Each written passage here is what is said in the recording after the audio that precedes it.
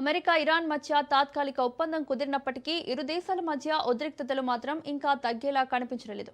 America అధ్యక్షుడు Donald Trump ఇరాన్కు మరోసారి ఘాటు హెచ్చరిక జారీ చేశారు. ఒకవేళ తనను హత్య చేయాలని ఇరాన్ ప్రయత్నిస్తే 1000 క్షిపణులతో భారీ దాడి జరుగుతుందని స్పష్టం చేశారు.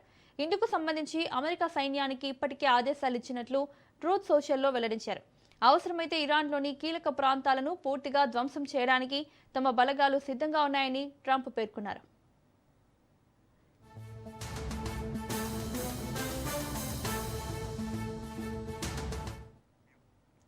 మరోవైపు హార్ముజ్ జలసంధిలో నౌకలపై దాడుల తర్వాత అమెరికా ప్రతీకార చర్యలతో పశ్చిమాసియాలో మరోసారి యుద్ధ వాతావరణం నెలకొంది. ఇప్పటికే కుదిరిన ఒప్పందంలోని ఏ అంశాన్నైనా అమెరికా ఉల్లంఘిస్తే గట్టి ప్రతిచర్య తప్పదని ఇరాన్ హెచ్చరించింది. అలాగే తాము లొంగిపోవడంతో యుద్ధం ముగిసిపోదని, దేశ రక్షణ కోసం ఎలాంటి పరిస్థితులకైనా సిద్ధంగా ఉన్నామని ఇరాన్ పార్లమెంటు స్పీకర్ గాలిబౌఫ్ స్పష్టం చేశారు. దీంతో అమెరికా ఇరాన్ మధ్య మరోసారి ఉద్రిక్త పరిస్థితులు నెలకొన్నాయి.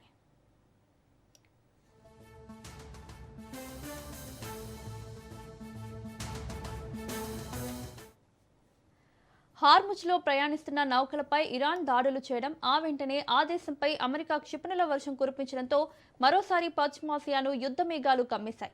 ఈ క్రమంలోనే డీల్ ముగిసిందంటూ ట్రంప్ ప్రకటన చేశారు. దాంతో ఇప్పటికే అంగీకరించిన అంశాల్లో వేటినైనా ఉల్లంఘిస్తే ప్రతిచర్య తప్పదని ఇరాన్ హెచ్చరించింది. చర్యలను కొనసాగించాలని తాము కోరినట్లు ట్రంప్ చేసిన వ్యాఖ్యలను కూడా ఖండించింది.